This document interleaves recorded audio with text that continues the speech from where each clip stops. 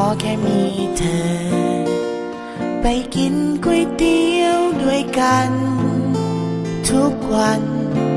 ฉันสั่งน้ำตกเธอสั่งต้มยำโอเคไหมหรือลองเปลี่ยนมีเหลืองหรือว่าน้ำใสเส้นเล็กเส้นใหญ่